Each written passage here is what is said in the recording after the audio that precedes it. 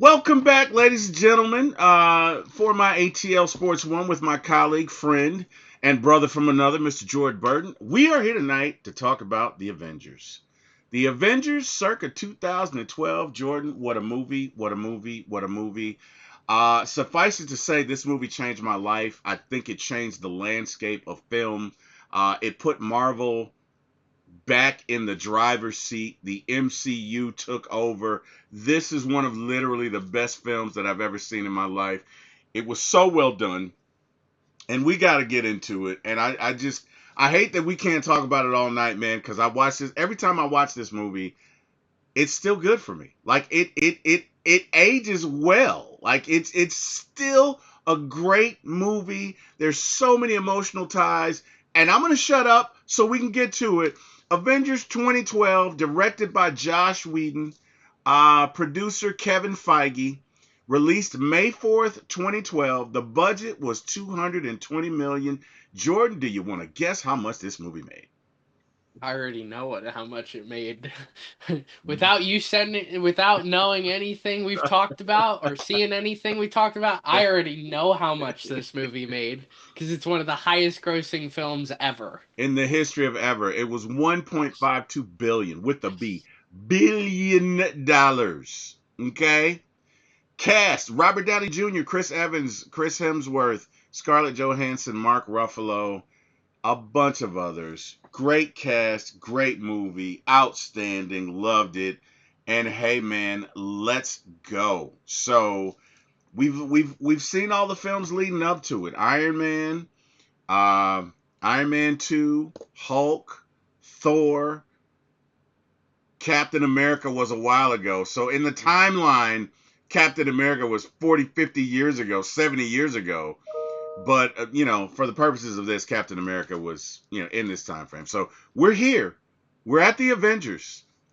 And Thor, Loki had been banished. He's pissed.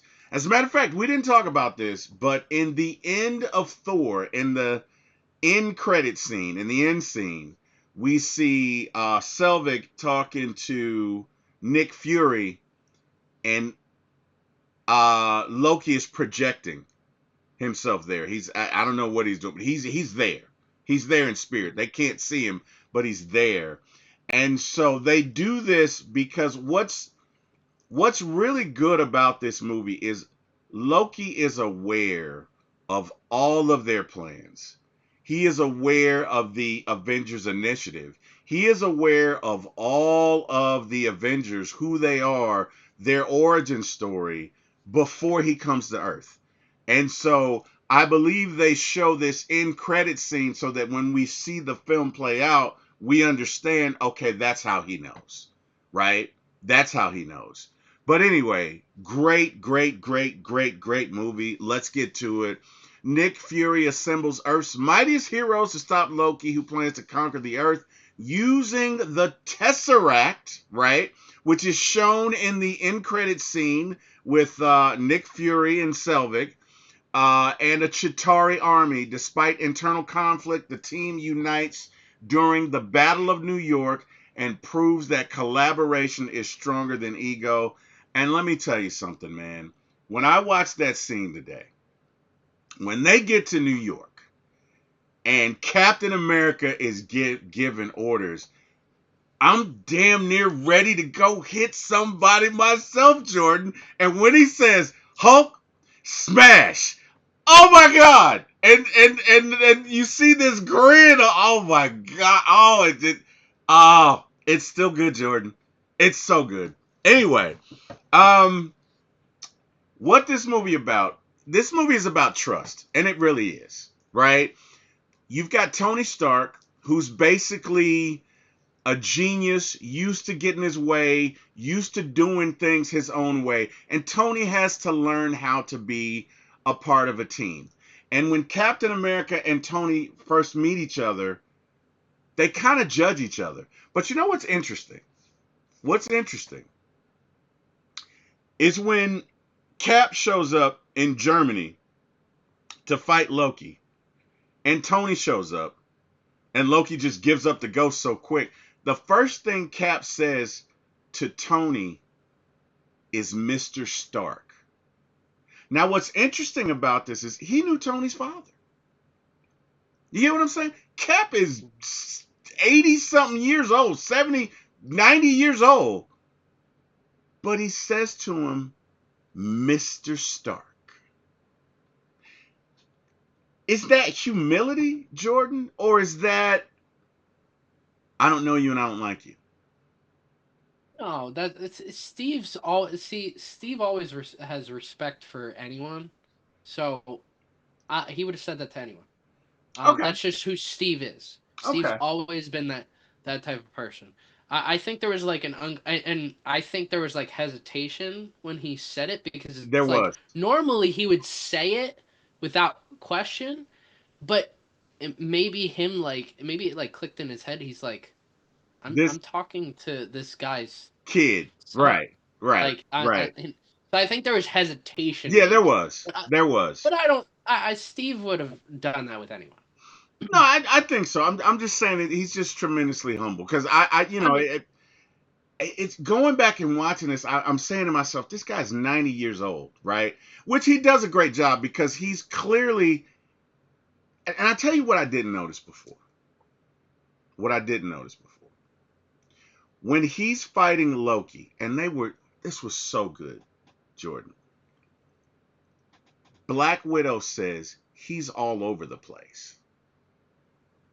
She's talking about Captain America because he hadn't been in action. And you can see that in some of his fights because Captain America, by the time we get to Endgame, would have whooped Loki's ass. It wouldn't have even been close. But because he's been on ice for 70 years, right? mhm. You can train all you want to, but until you get into it, until you really start to throw blows, there's certain instincts that have got to come back. You get what I'm saying? And we see that when he's facing Loki for the first time, because she says it. She's like, he's all over the place. And we also see it when he's on the ship, when he's got to pull the lever and the guy comes up and starts shooting at him. He's just out of practice. But I thought that was interesting. The things that you see when you go back. I thought that was really interesting. But anyway, um, Loki arrives and the Tesseract is taken at a remote shield facility. The Tesseract activates, opens a portal. Loki emerges, immediately asserting dominance. He uses the scepter to mind control Clint Barton and Dr. Eric Selvig, steals the Tesseracts, and escapes. Nick Fury realizes Earth is facing a threat it cannot handle alone, prompting him to activate the Avengers Initiative. I love the dialogue in this film, Jordan. I think the dialogue in this film is one of the best ever, right? Because Loki is so arrogant when he's like, I have divine purpose and I have destiny and you are to be ruled and freedom. I'm not going to burden you with freedom because you are to be ruled. Think of me as a boot and you're an ant. I mean, he's so arrogant. You know what I mean? And the thing I love about Nick Fury is Nick Fury is always aware of what's going on. So Loki gets there, does his thing, hypnotizes or whatever he does with his magic wand or whatever the hell he does, Clint Barton and Eric Selvig, and you know, Nick still has the presence of mind to, I know what I'm going to do. I'm just going to bring down the whole facility. That way, that'll kill everybody and the problem solved. He's willing to give his life. And Clint says, hey, the director's stalling, da da da da da da da da. And Clint shoots him, but he doesn't kill him. And Clint is Hawkeye, which means he doesn't miss. He's not only proficient with bows and arrows, he's Hawkeye. So if he'd have wanted to kill him, he'd have killed him because he'd have taken a headshot. Does that make sense? Yeah. So to me, there is a little bit of control that they have. It's not much, but Yeah. there's a they to me that said that they hang on to a little bit of themselves, right? But I really love the dialogue between the characters. I think that is one of the going back and looking at this movie, the dialogue is one of the best pieces of the film because we see him and Maria Hill, and he's like, go ahead and get all of the equipment for phase two. And she's like, phase two? And he says, well, until the earth stops spinning, we're going to go on as though it is, right? So he's intentional, but he's so quick, he's so witty. And I think the one thing that Nick Fury does well is he can have 10 things going on at one time in his mind, and he's executing every one of them. Even if he's fighting somebody, he is the agendas that he has are ever present. I think he does that better than anybody. I've talked enough. Let's talk about this first scene. Give me your thoughts on it. Um, I I love this movie so much. There's so much to talk about.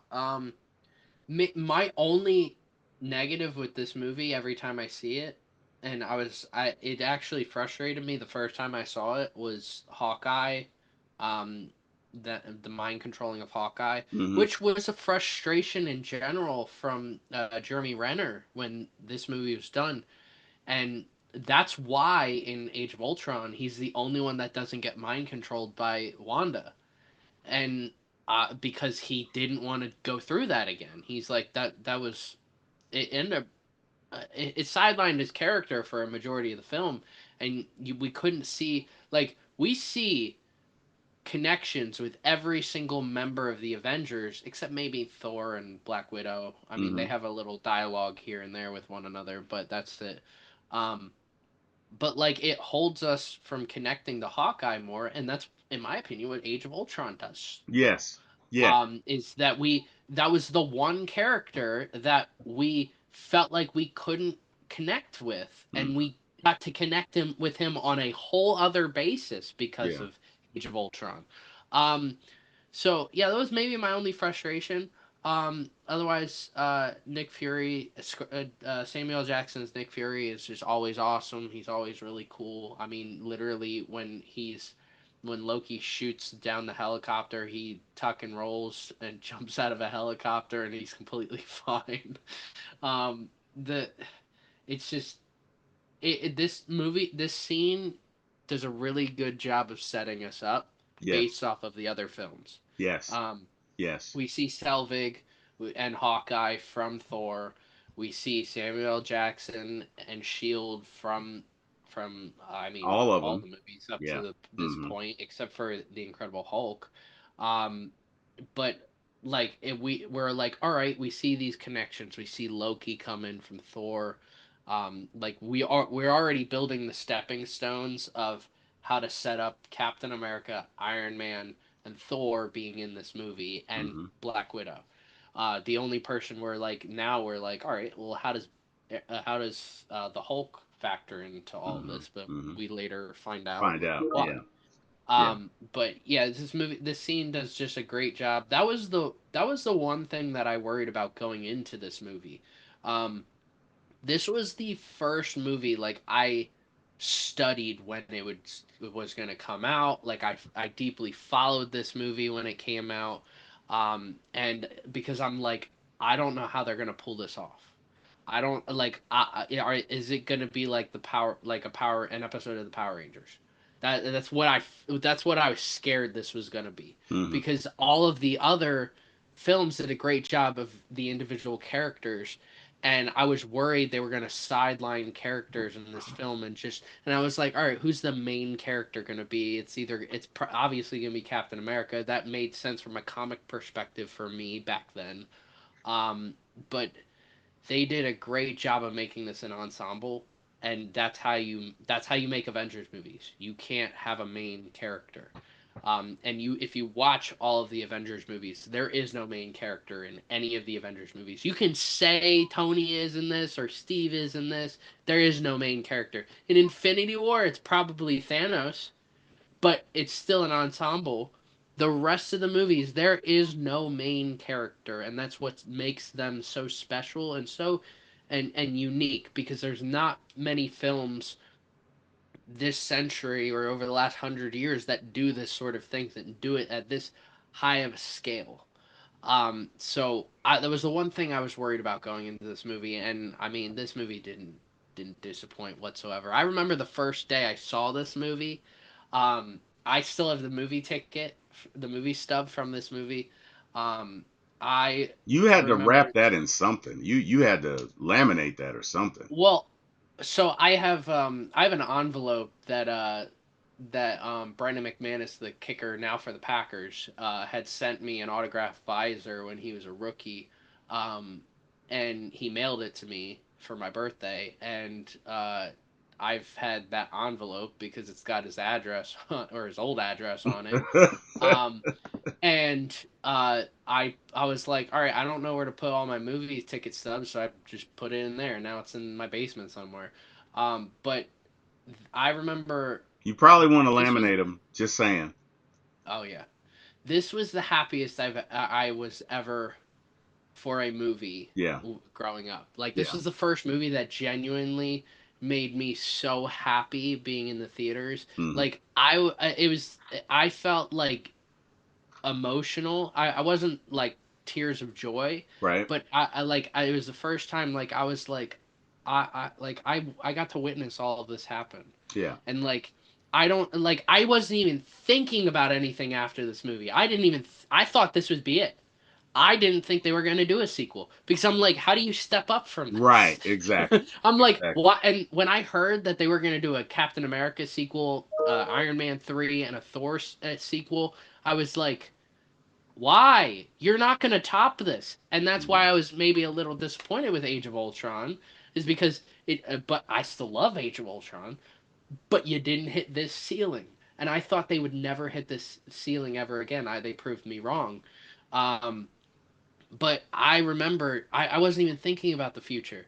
I mean, besides that end credit scene, when I saw that end credit scene, I was like, what? But then I thought we would never get Thanos. I was like, this is going to be one, because at this point, there had been a lot of movies, especially comic book movies, that would have something in the movie or towards the end of the movie that would set up a future film that that never would nothing would ever happen of that. Like I in Nicolas Cage's Ghost Rider, we think that by the end of the movie sets up something. It really doesn't. In the Fantastic Four, Rise of the Silver Surfer, we think the end of that sets something up. It doesn't. So I had grown accustomed to things being set up and not properly used. But this movie did it. This movie, there was all these movies that set up all these things, and all of them got set up for this movie. And then this movie set up Thanos, and I'm thinking we're never gonna get Thanos. There's no way. And then we get Thanos, and my God, I'm so glad that they did it. They set everything up and they did it right, and I will forever love this movie because of that. Let me tell you something. I thought that they did a great job of. Sorry about that. I thought that they did a great job of, because there's so many storylines, and to your point, you can't have somebody be a main character. But I thought they did a great job of inserting tiny arcs in all of the characters that culminate in them trusting each other in this movie. This was so good. And what's interesting is the foreshadowing. When Captain America says to Tony, "Have you ever sacrificed yourself for anybody? Or do you fight for yourself? Would you ever jump on a grenade?" And of course, you know, Tony gives his life in Endgame, but it started there with the seed that Cap planted in him saying, "Do you just fight for yourself? I've seen you." You know what I mean? And even in that interaction, Tony's like, when he's talking about Coulson, well, he was stupid because he shouldn't have fought him. And Cap says, well, sometimes you just don't have a choice. He was doing his job. He's a soldier. And, Tony's like, we're not soldiers.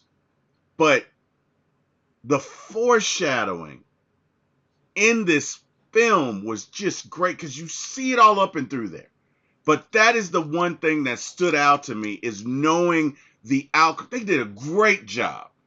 I mean, great job. Again, great job. Um, Fury recruits Tony Stark, Steve Rogers, Natasha Romanoff, Bruce Banner. Each Avenger is pulled from a different corner of the world, highlighting the vastly different personalities and motivations. Early tensions form. Tony questions authority, Steve questions modern warfare, and Banner fears losing control of the Hulk. And all of that plays out. I think the funny part was, of course, Wanda's scene where she's trying to extract the information from these dudes, and she gets a phone call, and she's like, "This guy's telling me everything," and he's like, I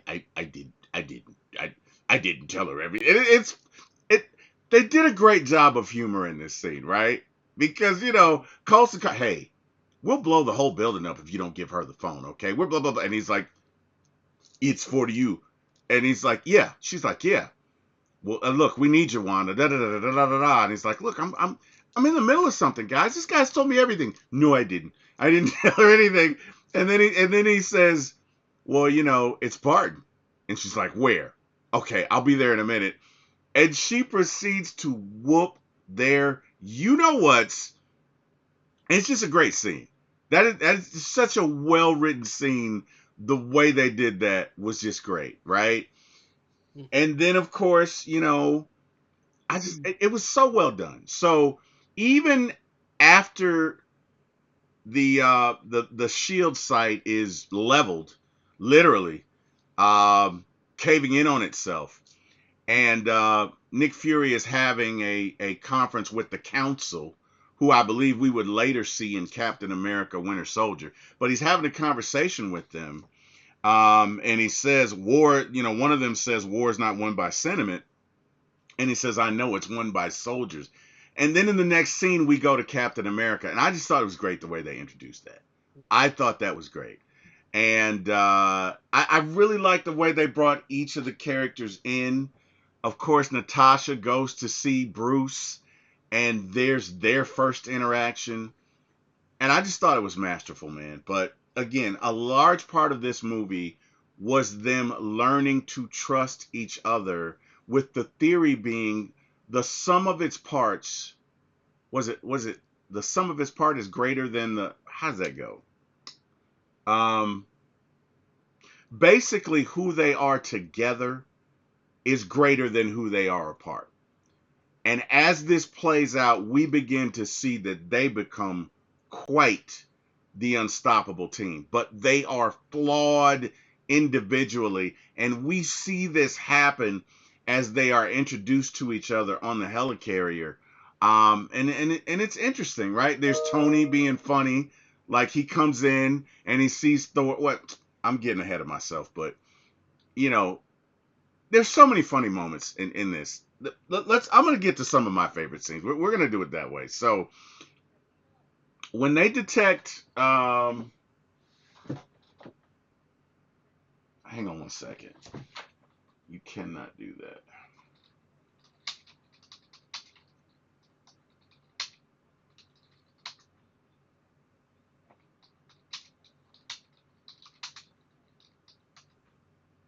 Sorry about that. Anyway, um,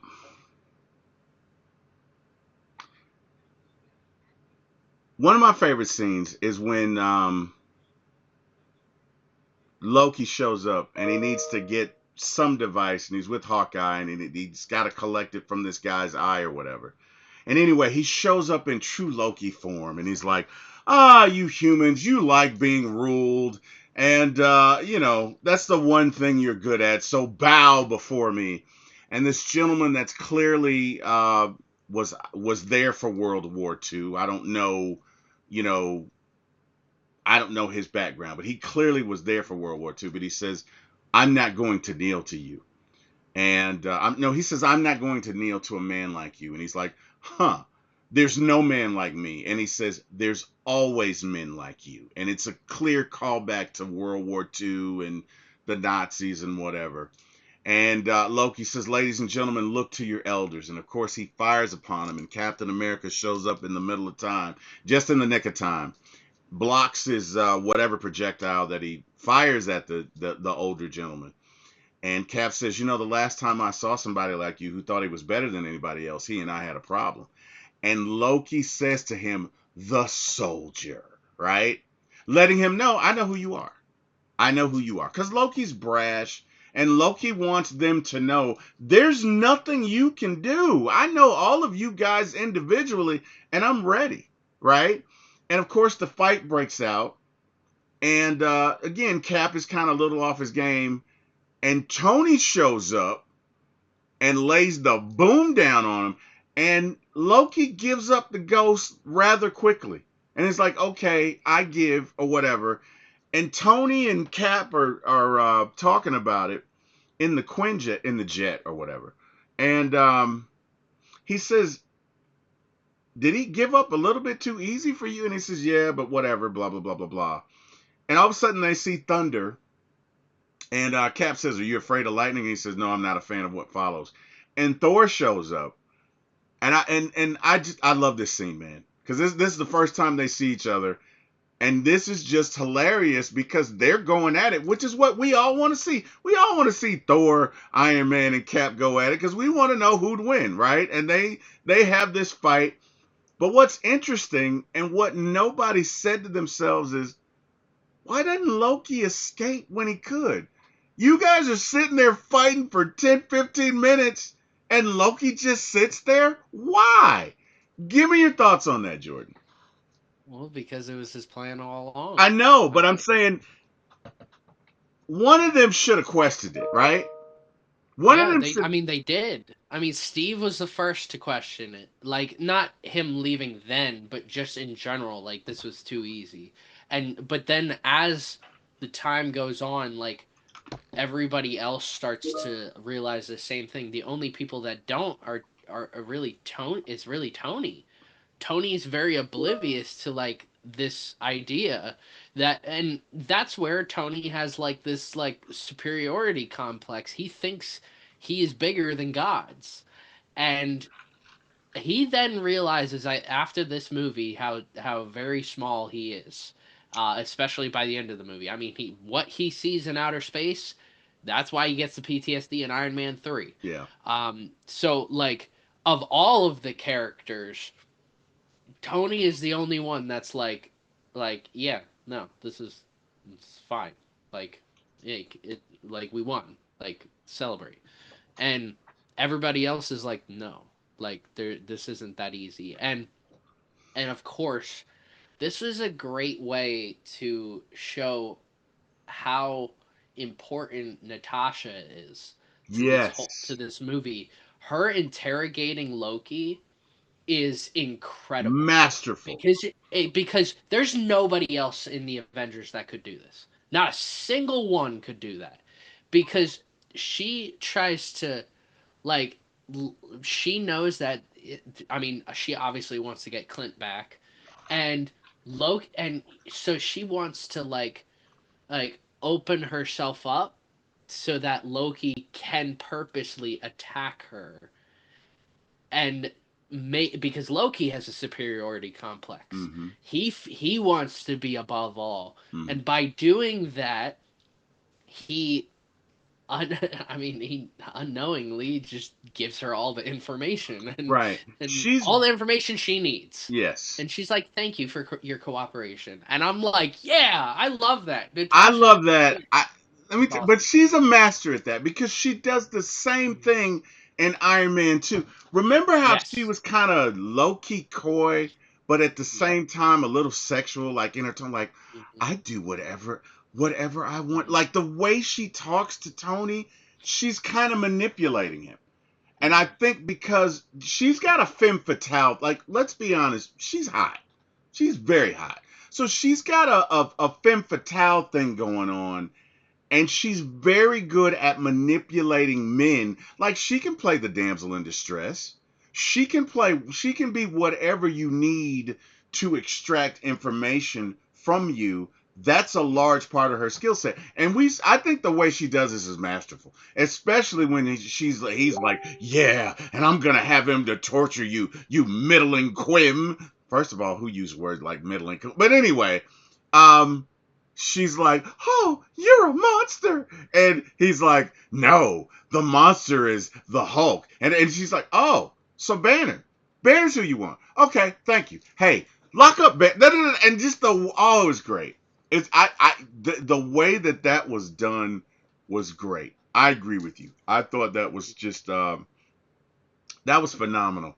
Then the whole interaction between Nick Fury and Loki, when he's got Loki in the cage and he says, "Ant, boot." Going back to their original conversation when Loki's so pompous and arrogant, I thought that was great. I thought Mhm. that was great. Um, but the thing I missed the first time was they never really trusted Shield. From the get, they didn't trust you, and they were right to not trust them. But Mhm. they never trusted Shield because and I like the interaction between Banner and Tony when he says, the statement about being the light of the world, that was a direct shot at you. And then he goes on to talk about how he's number one in clean energy, and Banner says to him, "Why didn't Shield approach you with this?" Right? Basically alluding to the fact that they have nefarious intents, which is why they didn't approach you, because they saw that you're no longer the same person that you used to be, right? And they didn't approach you with, and he's right. And so Cap goes on his own expedition and finds out the weapon or whatever. But one of the funniest parts on that in that whole scene was when somebody referenced monkeys or something like that. When he was talking about Barton and Selvig, how they're his own personal monkeys, and Cap's like, "I got that reference. I got that one. I Yeah. understood So, it." yeah, he says his own personal flying monkeys, a Right. reference to the Wizard of Oz, obviously, and Thor's like flying monkeys. Obviously, Thor's not from around here, so Right. he Right. doesn't get that. And then Captain America's like, I do, and we get two great memes in iconic memes used to this day in this scene where he's like, I do, I understood that reference. I used that earlier this week. All right, you'll find this funny. I was talking to our Panthers administrator, and Okay. he's like, I think Cam Newton's gonna be doing the key. He's gonna be hitting the keep pounding drum this week, and I made a reference saying I don't think he'd jump on that opportunity, um, as a shot from Super Bowl 50 when he did jump on the football, Wow. and Oh, I wow. understood that reference. Ah. So there's that. I use that I use that all the time. And then Tony's look on of disgust right after that is so funny.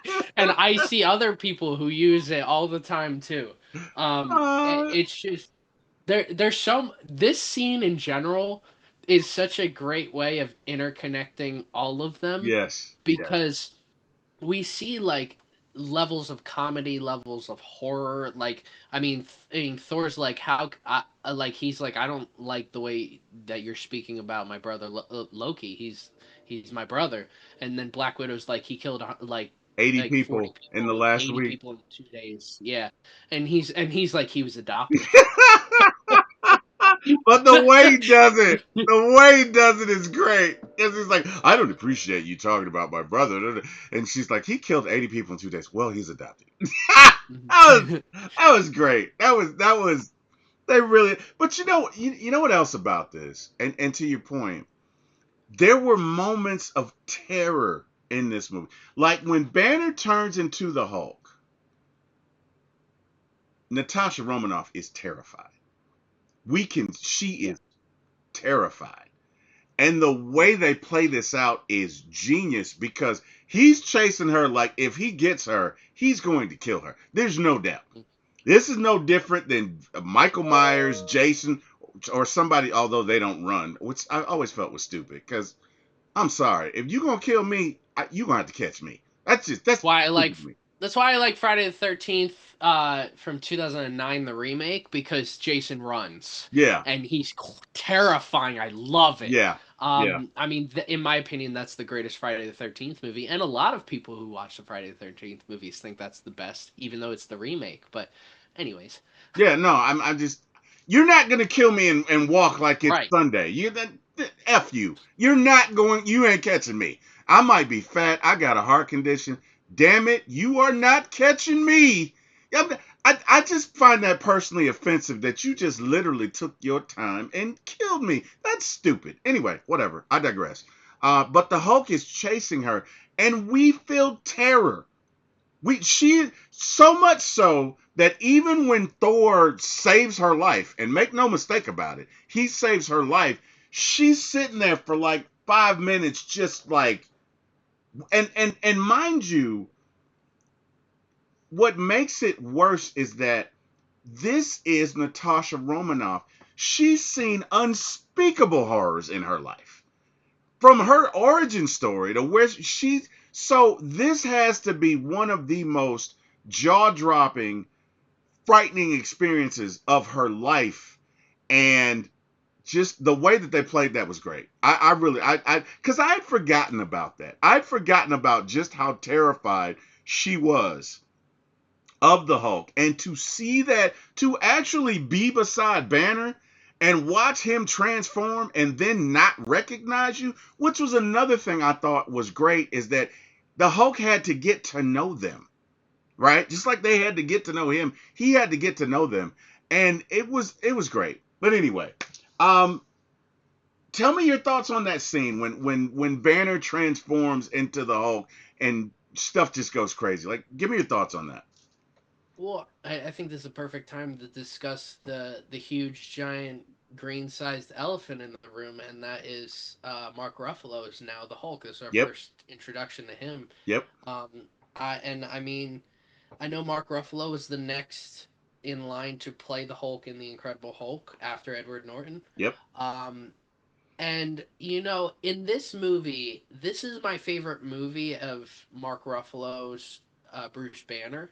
Mm-hmm. Um, I like the way that he's just kind of like he's always fiddling with his hands, and he's always nervous, and I like that. Mm-hmm. I really enjoy that. And we see it disappear right as the final battle starts in New York. Eric, when he's like, that's when Captain America is like, now would be a good time to get angry, and he's like, that's my secret, Cap. I'm always angry. And I'm by the way, always angry, but the way one of they did it, bro. oh my god, Oh, one of that the scene. greatest scenes in Marvel in comic book movie Ever, history is ever, right there. ever, ever, And ever, and ever. it's so cool. And like that's when it disappears. That's when you see Bruce realize, oh, this New York's already getting destroyed. Right, What am I like? right, Oh well, I might right, as well just go and be the Hulk. right, right. And it's you see him relaxed, but we don't see that really ever again. We see it a little bit after Wanda plays with his mind in Age of Ultron, and you Mm-hmm. see him like curled up into a ball.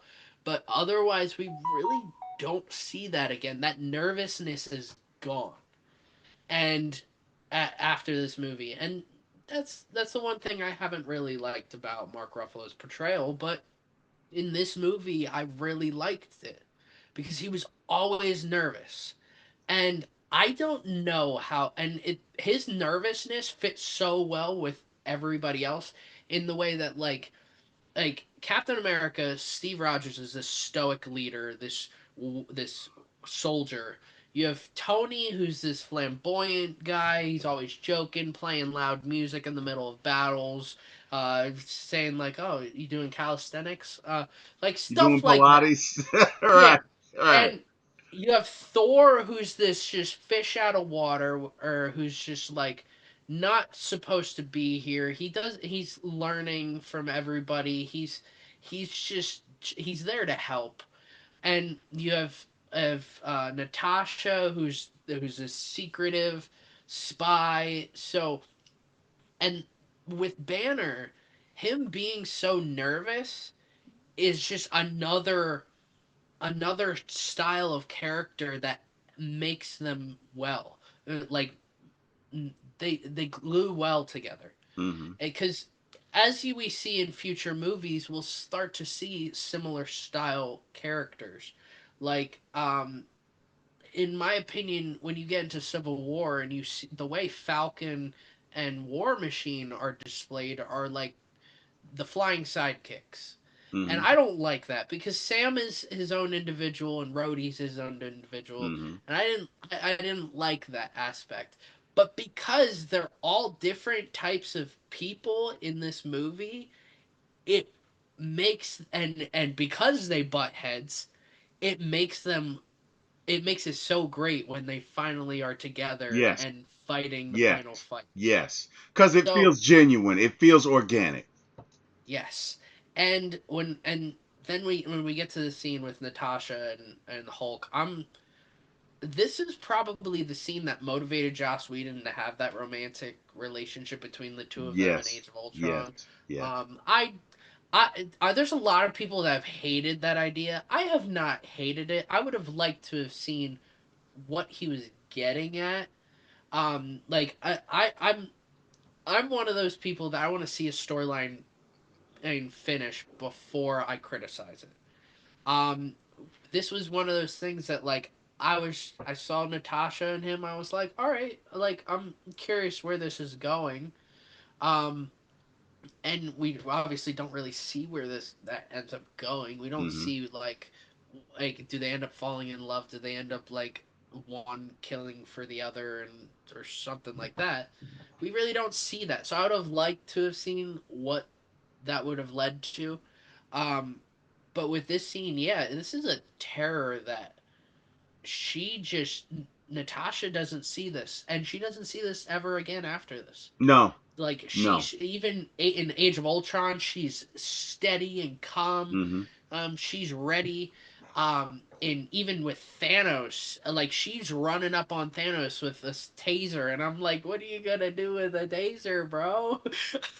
You're Well, not gonna I, do it I, anything. I think that she and Bruce had developed trust because Yes. remember, going forward after that, she was the only one that could get him to calm down when hey, the Yes. sun's getting low, big guy, right? The sun's getting low, and it's almost like an animal. She would hold her hand out in submission, and he would run it across and calm down. So I love the fact that their relationship developed from such a chaotic beginning. Because oftentimes some of my best relationships started with I didn't like the person. You know what I mean? Like one of my best friends that I worked with at Sprint, when I first we hated, we damn near came to blows.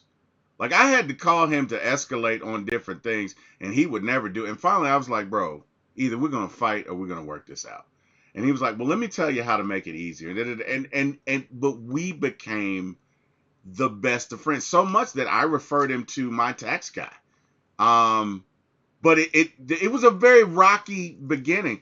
And to me, that's authentic because everybody doesn't like everybody when they first meet, right? Like if they'd have been in a boardroom, we probably never get this because people are rarely themselves for an hour or two. But the fact that this is a stressful situation, they're on a helicarrier with the guy that can turn into a Hulk and wreak Mm. havoc makes them on edge a little bit. And of course, and I think the another element was Loki was using some sort of device to make them agitated. They never come out and say it. They don't even show it, but it had to be because there's one particular scene where they just start sniping on each other. And it had to be Loki, right? I think it's inferred. But I think it was the Power Stone. I think the Power Stone in itself, yeah, I think it was like, not like, I don't think it was Loki. I think the Power Stone was just, or the Mind Stone. resonating I something. always get the names of all of the stones Yeah, confused. So yeah. we're gonna go throughout this. I'm not gonna remember. I'm gonna call it the blue one. The blue stone. Right. The Tesseract. Actually, no, that's not even the Tesseract. I don't. This is the Mind Stone because the Mind Stone ends up going to The Vision. vision, right. Um, so the Mind Stone, I'm guessing it was playing with their minds. That's But my he guess. he had to be I always wielding it. inferred that. He had to be wielding it. He had to be doing it some sort. Because it doesn't. The only time it does that is in this particular scenario, as Barton is about to attack. that's when they start to get heated. So something had to be controlling. I don't know what. So we even see this when in WandaVision when we see Wanda get her powers for the first time that the Mind Stone just sometimes reacts and Hmm. does stuff. Okay. So my guess is it was just kind of like hey, I'm gonna play with this person's head and this person's head. We're gonna agitate some We're gonna people. have We're some gonna fun we're today, gonna get boys. Bruce is gonna pick up, which when Bruce picked up the Mind Stone and he's like, "You want to know my secret?" when to stay calm. I remember being so tense in the theaters, and every single person in that room, they were all arguing with one another, but every single person at that room was just looking at him, Yep. and Steve had to be the one to say, "Dr. Banner, can you put that Yeah. down?" Yeah. like, you calm down Yeah. now. Yeah. Yeah. No, it even when and Tony's such a little devil. Tony pokes him, and Steve's like, "Tony, you're putting all of us in like Steve's. He's such a dad sometimes, right? Which is funny. Oh, Go ahead. speaking of that scene, sorry. Um, when you notice how Tony's eating, I don't know what he's eating, strawberries, berries, some kind Hmm. of berries. Yeah.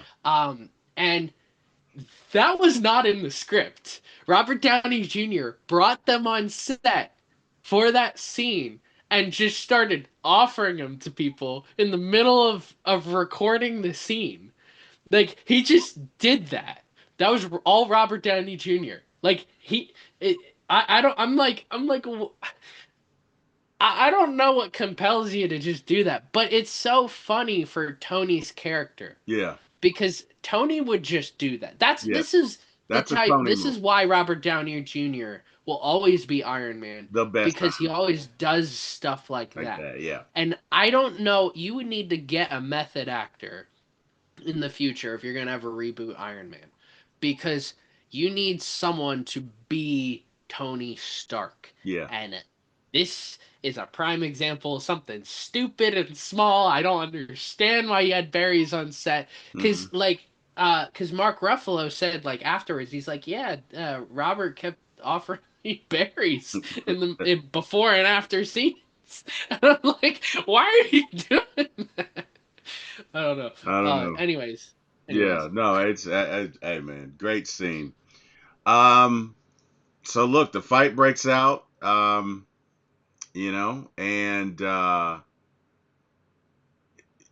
Loki, the doors open to the Hulk cage or whatever, and Thor runs after Loki, and then Loki, of course, it isn't him, and Thor is trapped in the cage, and Loki says to him, "Are you ever gonna not fall for that?" That's what made this movie so great because there was the dialogue was just sometimes it was funny, sometimes it was really funny, and not that they were trying to be, but just like he's like, "Are you like?" And you can imagine Loki's probably been doing that to him for Mm. 20, 30 years. Well, I mean, he's what, thousand? Probably been doing to him for like hundreds of years, you know what I mean? At least maybe millennia. And so it would make sense that he was, "Are you ever going to not fall for that?" Like, you know what I mean? And then he's like, "They say that this will kill you. Let's see," right? And that's that I don't want to call him Joker, but some of his actions, not all, some of his actions are Joker esque because he doesn't know the outcome, but he's like, let's find out. Let's do it. I'm gonna drop you. I'm gonna drop you in this cage, right? And Mm. Coulson, and to me, this is the scene that makes the movie. Because if Coulson is not killed, I don't think that the Avengers see past their differences. But And Coulson, why would this even be called the Avengers then? right, Because they were avenging his death. That's why they're called the Avengers. right, Like, and that was my whole when going into this movie, I'm like, how are they going to be called the Avengers? Because you can't just go with that name. Because what are they avenging? right. So this was perfect. Yeah, no, it was. And Coulson's talking to him, and because I think he's about to drop Thor, and Coulson's like, I got this weapon, and I don't know what it does, but if you want to find out, And Loki being Loki, that rat bastard, of course he teleports behind him or whatever he does and stabs him. And of course this drives Thor crazy. He drops Thor, and Coulson starts talking to him again, and he says, we're gonna win, and you're gonna lose. And he says, why? He says, because we're committed. He says, because of commitment. You know what I mean? And then he fires on him, and then he dies. And I think what's great about that scene is that Samuel L. Jackson plays this up, because in the beginning when he's talking to somebody, he says they need just a little push. He says, I know they're a little flawed, but together they can be something. But they need a little push. And so he gets Coulson's cards, right? And he's like, well, you never signed him, you know, and he believed in you guys. And it's funny because seeing it this time, what he's doing. It. Oh my God, he's laying it on thick, Jordan. He is laying it on so thick, but it's working. It's working because Tony is so mad, right? Tony is pissed, Mhm. and Cap is like just hurt, and Thor knows him. Everybody loved Coulson. And they're just like, oh my God. And he's like, yeah, never got around to signing his cards. And he just throws them on the table, Mhm. right? And of course, one of them is soaked in blood. Oh, he does it perfectly, right? Mhm. And then Tony rises up to leave. He's got this Black Sabbath shirt on or whatever. And he rises up to leave or whatever. And then you see kind of Cap and Tony start talking about it and relating. And then they start talking about Loki and his next move, and they figure out it's going to be Stark Tower, and they get the team together, and they leave.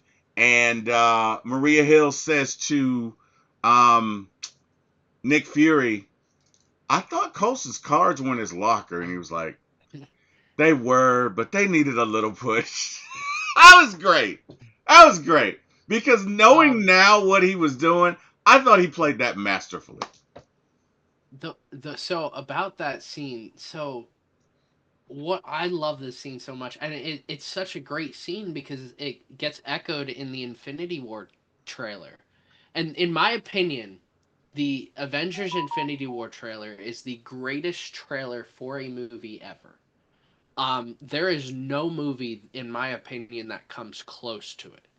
And seeing each member of the Avengers echo the words that Samuel L. Jackson's Nick Fury says in this scene, in saying there was an idea to bring together a group of remarkable people to see if they can become something more, to fight the battles that That we we couldn't never fight. could. Right.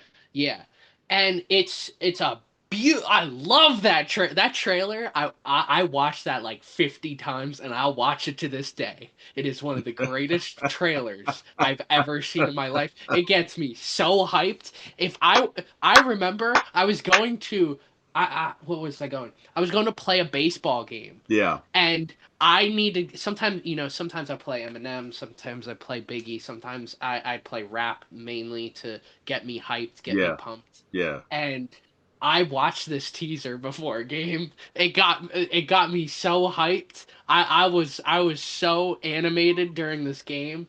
Oh, I loved it. So how did you do in the But game? How did you do in the game? Did you go two I for did. four? Oh, that was my last season playing baseball, and I was really good playing baseball. So I didn't have any really bad games that season. Okay. Um, so in this scene, I love that Nick Fury's last words, as soon as he says heroes, but as he says it, Tony, he ascends and gets out of his seat. Hmm. So it's a play on words saying heroes, like he rose, like Tony I rose in that never moment. thought of that. That's I cool. I've always Wow. I've always thought about that ever since I first saw this movie. I'm like, that is such a beautiful, like, way of with you have to film that in a certain way. Yeah. You have to do the dialogue right, and it's just masterful the way they did that and the way they ended that. And yeah, he rose, heroes and heroes. That's like an that's an Eminem line. That is. But That really is. Speaking of Eminem, that is absolutely. mhm. No, But I yeah, think that's that's it's just a great. great scene. Let me tell you something. That was great. Then comes the scene where Tony goes to New York. He rolls up on Loki, sees him in Stark Tower, and he says to Jarvis, Jarvis is like, "Sir, the Mark 7 isn't ready." And he was like, "Well, look, don't worry about the spinners and the rims. Let's just get this thing going, right?"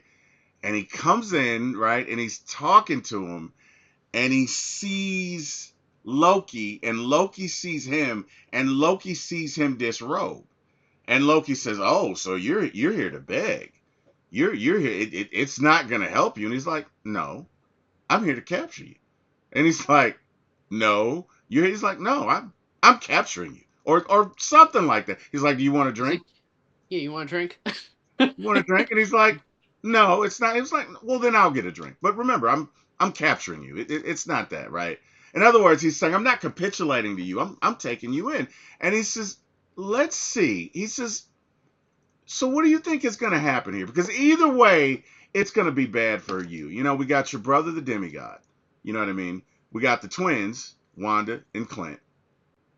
We got a big green rage monster, the Hulk, right? And they're all pissed at you. I'm well, yeah, yeah, Thor, yeah. He said, and they're all pissed at you, right? He said, so either way, if we can't save the Earth, you better believe we will damn well avenge it. And of course, and this was funny. Loki comes up to Tony and he hits him on his chest or whatever. But I'm saying to myself, why not just try it at another place on his body? Why does it have to be right there on his sternum? But anyway, It wouldn't have worked either way on him it probably wouldn't have. But well, because he doesn't have the heart. So it would have he couldn't never do it. worked in the Gotcha, first place. gotcha, Yeah. gotcha, gotcha. But what's And I funny, love that he's like we have an army. He's like we have a we Hulk. have a Hulk, And right? love that line That was great. in that scene and going forward in Infinity Yes, War. because Great way of circling back Loki to it. uses that. Yes. Loki uses that in Infinity War. But I Yep. thought that was a great. He's like, we have a Hulk. He's like, well, I have the Chitauri army. We have a Hulk, right? But either way, it doesn't matter.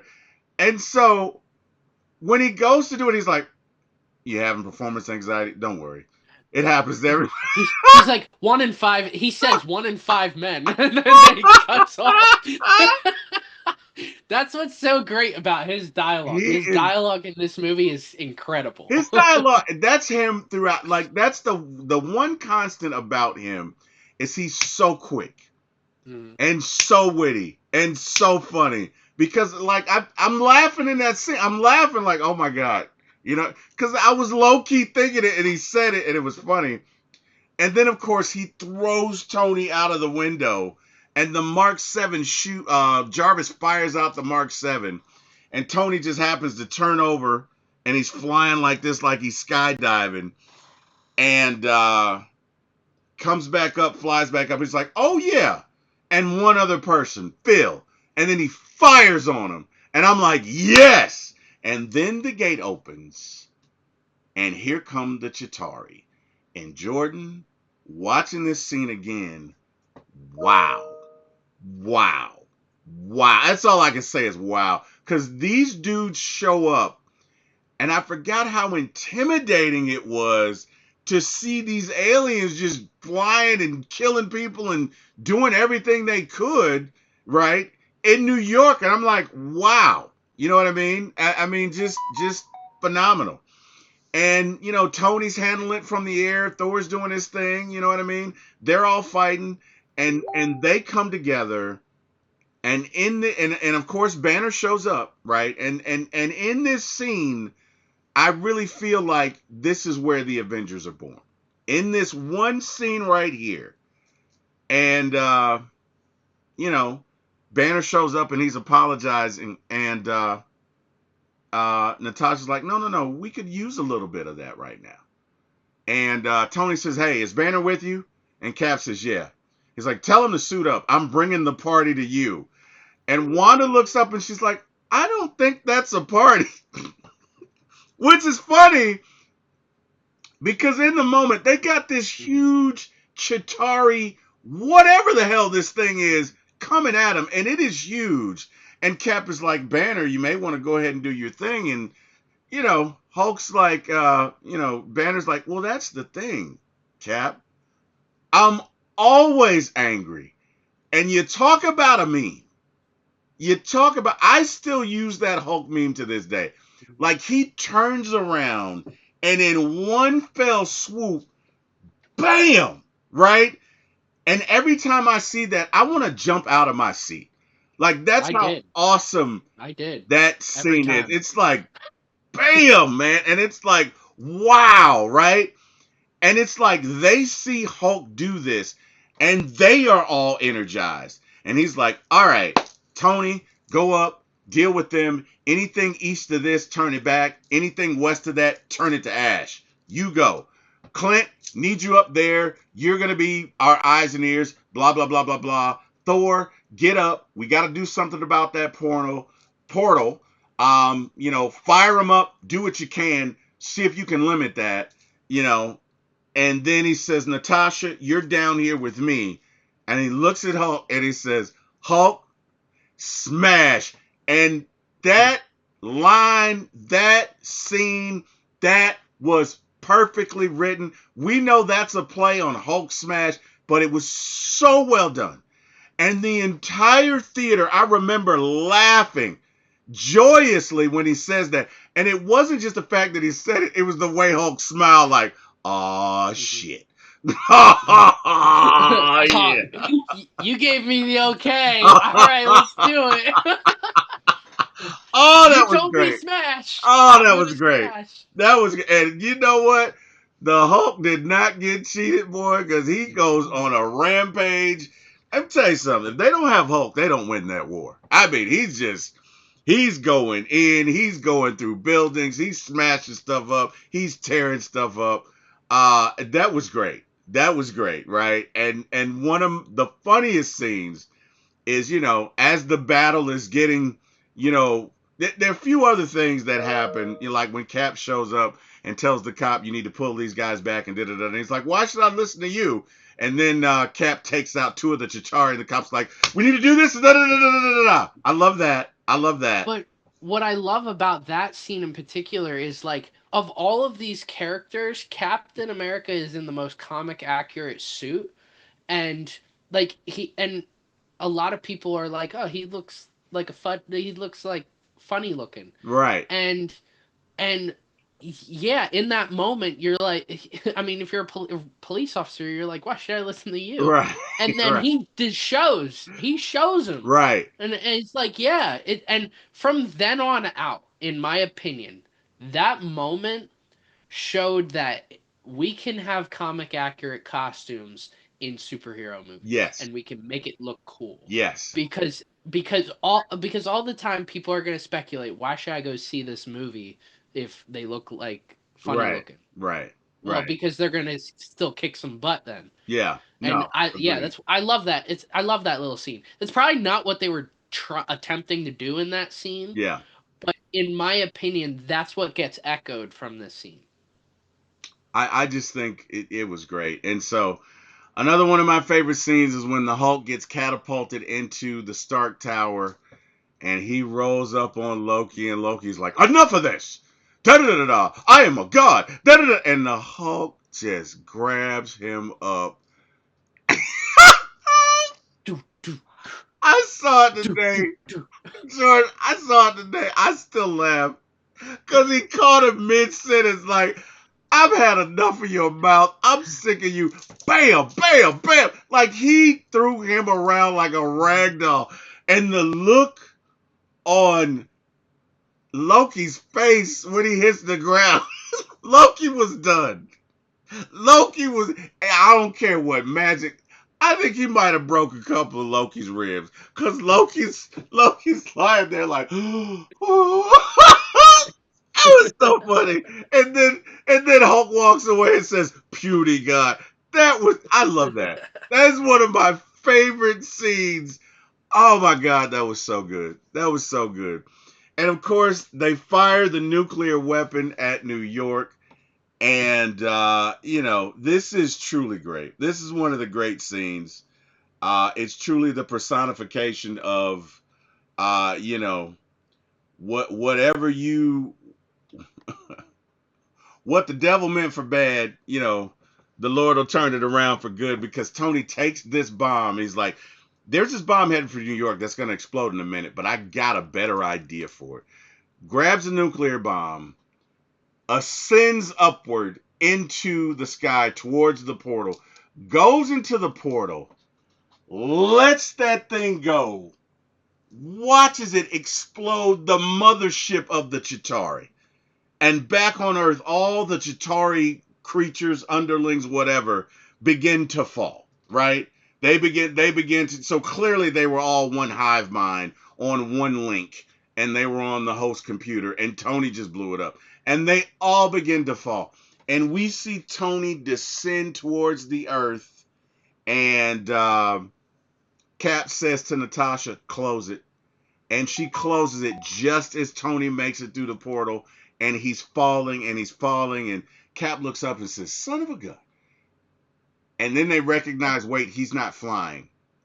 And What's funny in this scene is Thor says he's not slowing down. I'm like, no, duh, bro. Like he's falling to earth.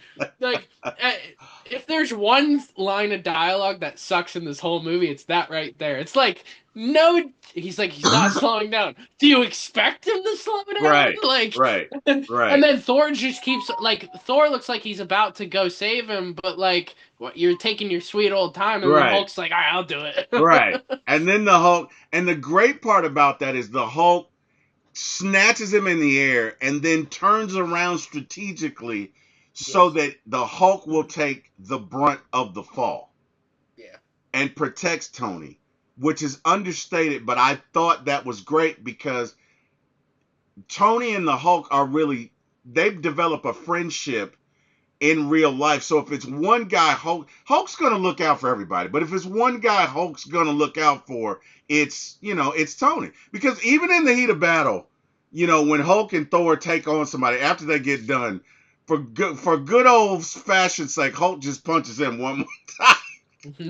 But you know what It's I so mean? great. But he saves Tony. And I thought this scene was so great because they're looking over him, and finally Hulk's like, "Ah!" Like, wake your ass up. And Tony wakes up, and Tony's like, they're like, we won. Cap's like, we won. And Tony's like, oh, great. We won. Way to go, guys. And then he says, here's a great shawarma place around here. I'm really hungry, Anybody guys. else? What do you say we go? I've never tried it. I want to go and try it. And I thought that was great because on a side note, the end credit scene with them at the shawarma place, it's just great because they're exhausted. You could just like there's no words being spoken. They're just sitting there eating like we just saved New York and we are tired as hell. But it's perfect, right? It's something we would never see, but it's just a great moment to capture. But it's so And funny because Tony's exhausted and they're like, no, we got one more thing to do, right? We gotta go. We gotta go see him. And he's like, well, after that, after but that, what's great about that whole scene? So after Hulk catches him and he's on the ground, yep, Hulk just like tosses him right. in a way that's like, all right, get off of me. Well, and he's still and Hulk, right? He's still Hulk. yeah, but after that, you see Steve go over.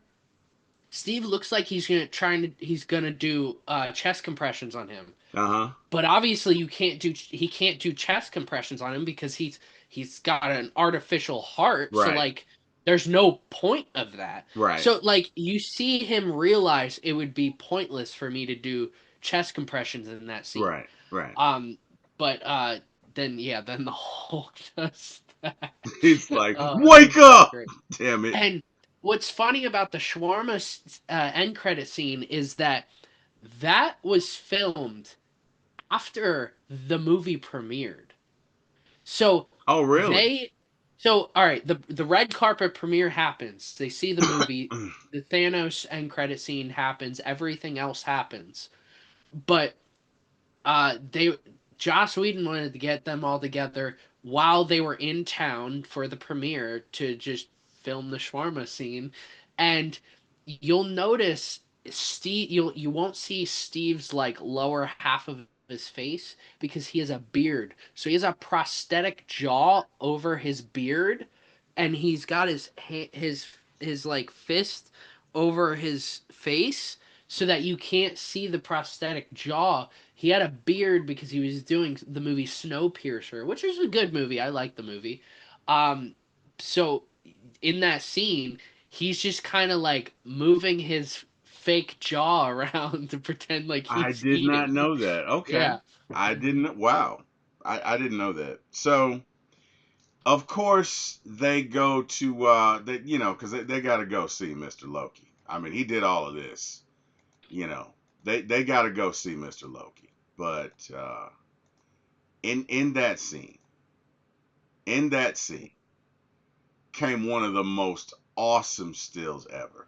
So Loki turns around and he sees this, and I got so fired up because number one, they look awesome. They look like they've like just been through a battle, but that's just such an awesome picture right here. You get what I mean? Like this is like when you think of the Avengers, I think of this moment when they come to get Loki and be like, "We told you this was gonna happen. What did you think was gonna, buddy? These are the Avengers. And you better get to know us. And you better not ever try this again. Because next time we won't be so nice." Like, I love this picture. It's one of my favorite Avengers still. There's the one in Ultron 2 where they're all side by side and they're fighting in the beginning. You know what I mean? But Yeah. this is one of my favorites because we got Tony with the Iron Man suit that he's clearly been through it. You can see Hulk looks a little tired. You know what I mean? Natasha Romanoff looks pissed. Like she looks pissed. Like it's a great scene, man. I love that. And the funny thing is, he looks up at Tony and says, "I think I'll take that drink now." I thought that was great. I thought that, hey, one thing about Loki, when he's beaten, he realizes it, right? He is, he's not that committed to a car. Well, you know what?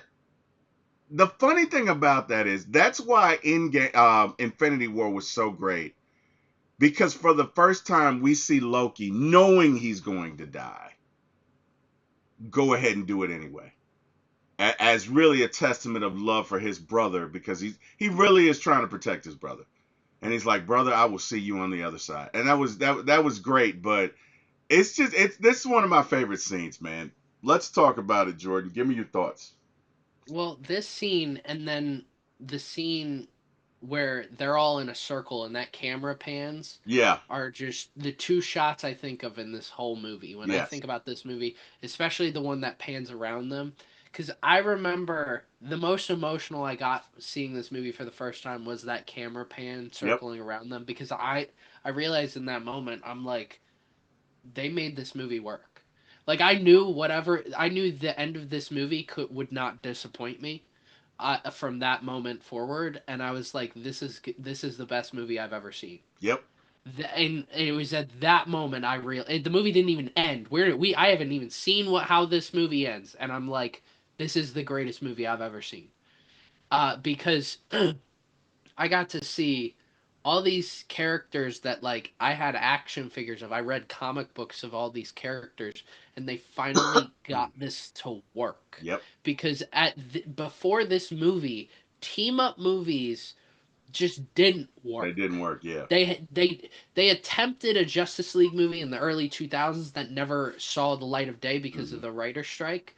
Um, but I mean, we were actually supposed to get a Justice League movie the same year as the Avengers, but because they had all these plans, but with the writer's strike in like 2008, I think, it ended up not coming to fruition. Um, and it ended up leading to what we got with the rest of the Dark Knight trilogy and with Man of Steel. Um, but this movie was just a pivotal moment. I mean, I was going from like a child to a teenager. I was 11 when this movie came out. So like I was kind of like starting to like become more of myself at this moment, Hmm. and I realized that this was like the culmination of my childhood into one movie. Like Yeah, this, that I could go see this movie and not feel embarrassed to like it. Like this was a great film, and it did everything I ever it wanted. really did. And seeing this shot right here is beautiful. Yeah, It is, this movie was beautiful to me. yeah, yeah. It really is, and I agree with you. The circle shot. As a matter of fact, there's a reel with, I think it was Kanye and Big Sean, but it's to the song "Click." But we see the Avengers in there, and it's the something the real is when somebody messes with your click or something like that. But Hmm. it's an awesome shot because it resonates with everybody. Like it resonates with everybody. That scene, that circular scene where you see them, that resonates with everyone, and so does this one. Because this one was like, to me, this one is like, all right, world, watch out. Anybody out there coming to mess with Earth, you got to deal with us. And And what's great is like you look at that scene and then you look at how big the Avengers team is in the Battle of Endgame. And like it's so it's just awesome to think about that we grew from this small team right, of six heroes right, to this whole side of a war. And right. it's just amazing to think about. It is. It really is, man. It really is. But just phenomenal, man. Phenomenal, phenomenal, phenomenal movie. Um, I'm gonna go ahead and tell you what I rated it because we're at about that time. But Jordan, I gave this movie unequivocally a 10 out of 10. For me, I cannot think of many better movies. If there are any flaws, they don't speak. There's so many good things that happen because of and through this movie that I I'm not even gonna bring them up. Like I love this movie. This movie aged like fine wine. I can watch this movie 2, 3 times a year. I typically watch it once a year. I love all of the Avenger movies. I watch them all probably about 3 or 4 times a year. Like I love Age of Ultron. Some people don't. I love Age of Ultron. I do because Mhm. for me the comedy is in Banner and Iron Man and the stupid shit that they do. And I'm not gonna get into it, but I just love that. I love that scene where it's like Mhm. it's critical why you guys don't get this. And Banner's like, not right now, Tony. Not right now. Not right now, Tony. Not right now. Shut up. And it's so great. Anyway, um, I gave this a 10 out of 10. Like you know what I mean? I cannot think of another film at this moment. MCU. I don't even like Godfather, which is somewhat blasphemic for someone my age to say. I don't even like Godfather as much as and Godfather was a great movie. It's the only movie that its sequel also received an Oscar. I feel like this movie should have gotten an Oscar. I feel like if it were not a comic book movie, it would have gotten an Oscar. But yeah, I gave it a 10 out of 10. Do you put it ahead of or below the first Spider-Man movie with Tobey Maguire? It's Or do ahead of you also everything. have that as a 10? It's Okay. ahead of everything. All right. It's the movie. All Um, right. I'm gonna Um, guess. I'm gonna guess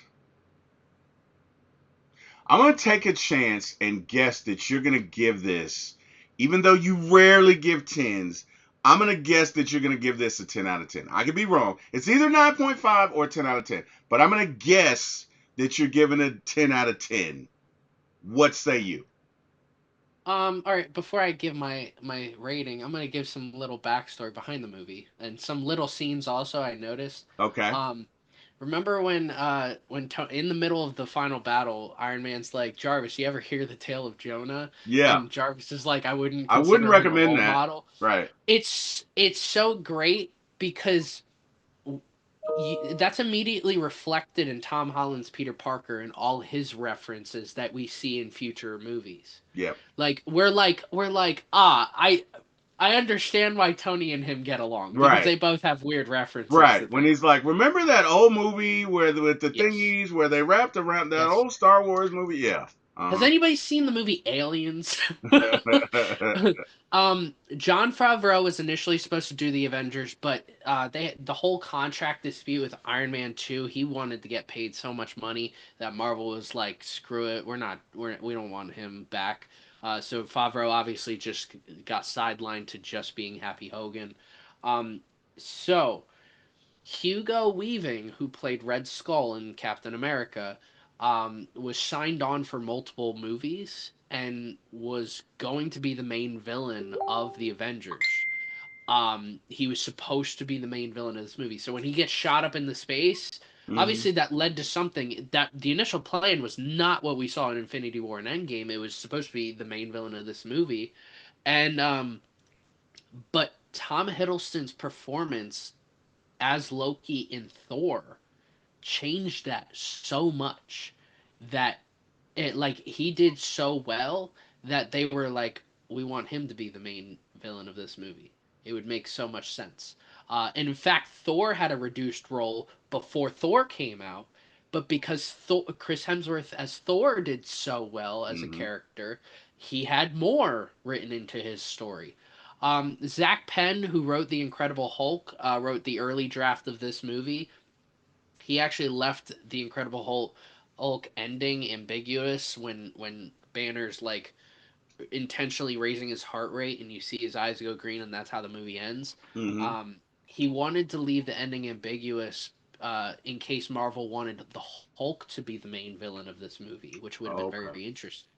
And he also left it open because he didn't think that Edward Norton would return, and you wouldn't need Edward Norton to return for this movie if it's just the Hulk in this movie. Um, Joss Whedon initially had Obadiah Stane's son, Zeke Stane, who we see in Ironheart.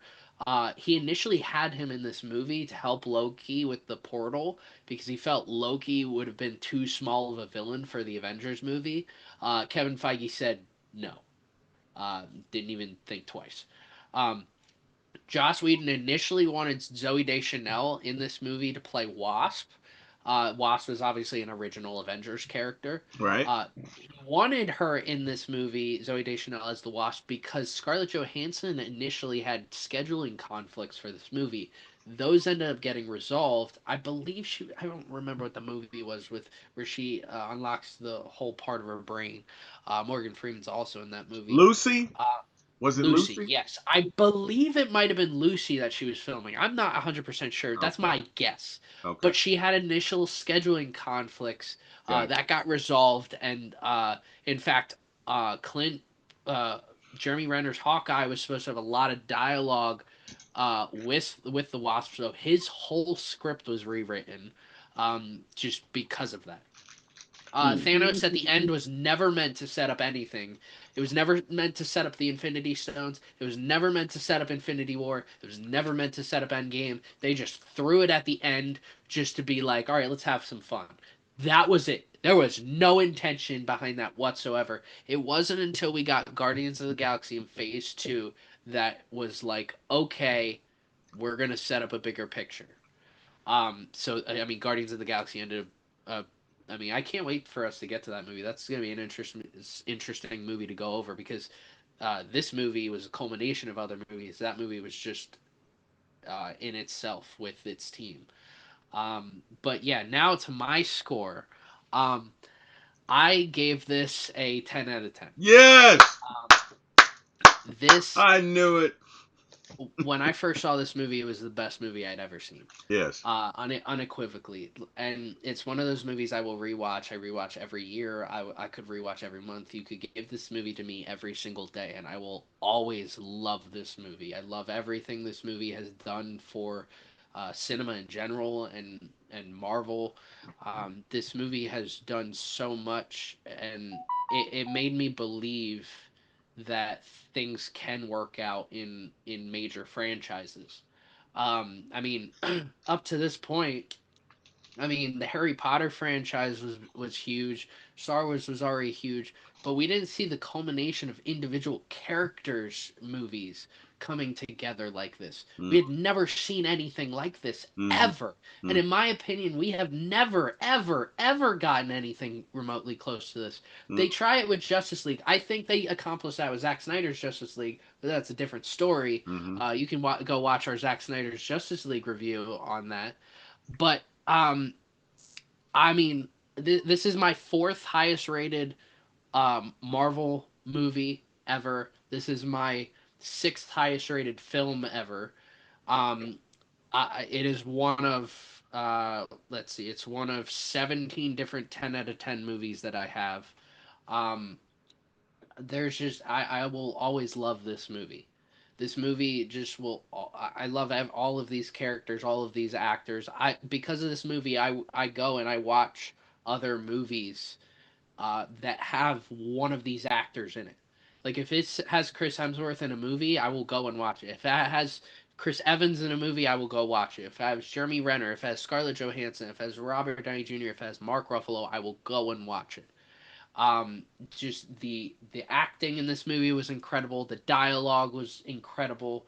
The scenes, the action, the CGI was great. Everything about this movie was great. And there's a story behind it. Each of these characters has their own character arc. You have Chris Evans, who's you have Captain America, who's trying to learn how to be a part of a team because he's mm. always been a solo act. Yep. And by the end of this film, he realizes that he needs the help of others. With Tony, you see this character arc. I mean, it's his is straightforward, but it is still a great character arc. That, like Steve says, you're not willing to lay down your life, Mm-hmm. if and he at the end of this he is Mm-hmm. going into space. Like he risked his life doing that. Um, Mark Ruffalo's Hulk has a character arc where I mean he's clearly agitated and frustrated like I said earlier, or he's nervous all the time, but you see him finally willing to embrace himself and the Hulk by Mm-hmm. the end of the movie, by the beginning of the battle, saying that's what my secret cap, I'm always angry. Mm-hmm. He embraces himself there. Thor is reluctant to trust like these smaller humans. He believes that he's bigger than everyone else. And by the end of this, it's like he realizes that there are humans are worth saving. And Scarlett Johansson's Natasha, she has her own character arc where it's like I think hers hers isn't is a redemption. yes, I think hers is and redemption. she just I mean, by the beginning of the movie, she wants to be alone. Hers and Steve's are very similar, Mm-hmm. but she just wants to be alone. She knows that she can work well by herself. Mm-hmm. Elf. She also, I think, puts herself down. Like even after the Hulk scene, she becomes frightened. But going forward, she's not afraid of anything. Mm. After She's the that, she connective. is To not me, afraid. she's the connective tissue that holds them Yes, together.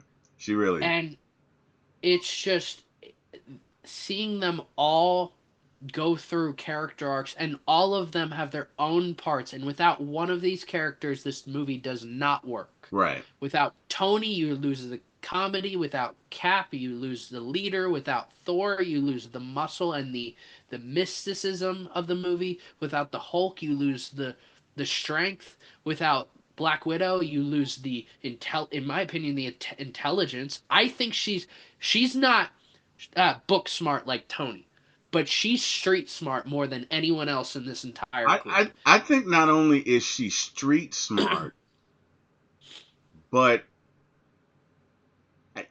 she is one that is capable.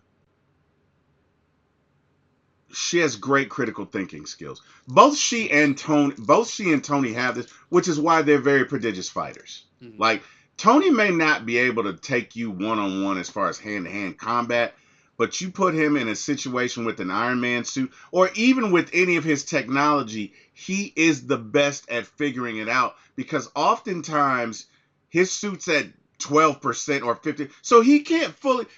to this point, we've never seen Iron Man where his suit is working 100% of the time Yeah. and he's got all of his. He always has to figure something out. Natasha is a very prodigious fighter.